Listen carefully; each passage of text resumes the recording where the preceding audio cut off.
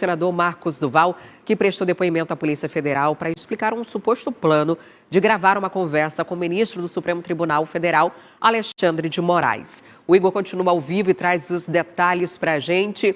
Igor, conta para a gente como foram os bastidores, desse depoimento.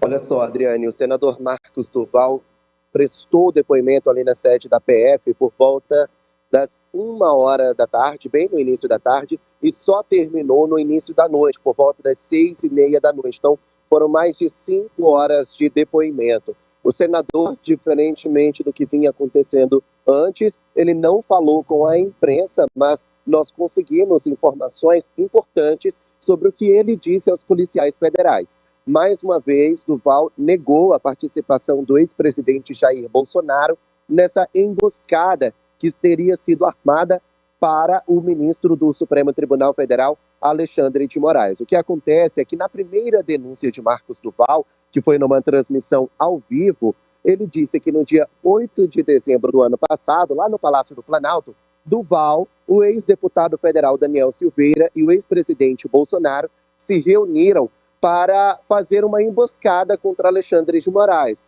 Bolsonaro iria ceder a tecnologia do Gabinete de Segurança Institucional com equipamentos de escuta para gravar uma conversa de Daniel Silveira e Alexandre de Moraes lá no gabinete do ministro no STF. Nessa conversa, o plano é que Daniel Silveira iria colocar a conversa ali, o rumo dela, como se Moraes assumisse determinadas inconstitucionalidades nas decisões dele, que estaria favorecendo supostamente o presidente Lula e desfavorecendo Bolsonaro nas eleições de outubro do ano passado. Se ele falasse isso e fosse gravado pela escuta do GSI, então Bolsonaro teria argumentos para tentar anular as eleições do ano passado e Lula, então, não tomaria posse em 1º de janeiro deste ano. Para a Polícia Federal, as investigações dão conta que esse foi um plano de golpe de Estado e então começou a investigação sobre esse assunto.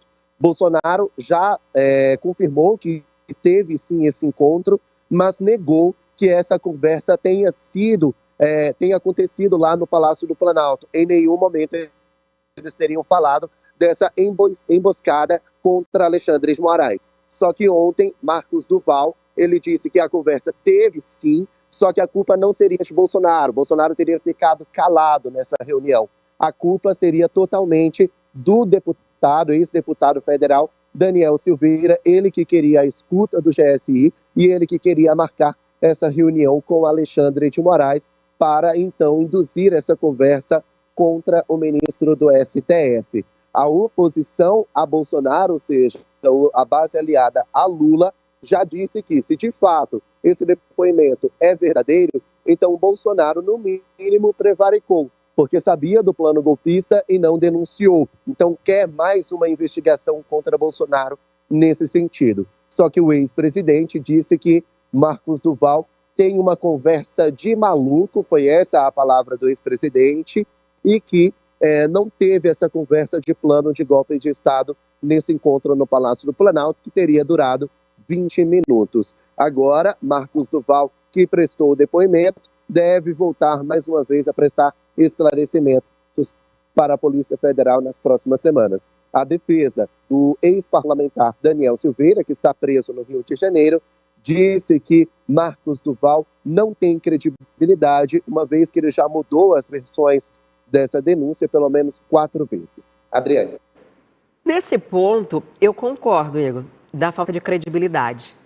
Porque não parece normal o que aconteceu. A gente estava ao vivo, aí começou a circular o vídeo na internet, dele mesmo. Duval gravou, fez um monte de acusação, e eu não quero mais ser senador, e eu vou renunciar, e a gente ia gravar o presidente do tribunal e tal. Aí no mesmo dia, ele vai dizendo tudo que ele disse. Não, não estava num bom dia, acabei falando não sei o que lá. Aí depois joga a culpa para o outro que já está mais enrolado, para o Daniel Silveira, que também estaria nessa reunião. Aí o discurso mudou completamente a ponto dele, inclusive, não ter renunciado. E agora está tendo que prestar esclarecimento para a Polícia Federal, levou o ex-presidente a prestar esclarecimento. O Daniel Silveira já está mais enrolado do que já estava antes por conta de si próprio e agora também por conta dessa situação. E realmente, credibilidade não tem muita lógica dentro desse discurso, levando em consideração a quantidade de vezes que essas versões já foram mudadas e das coisas que foram ditas.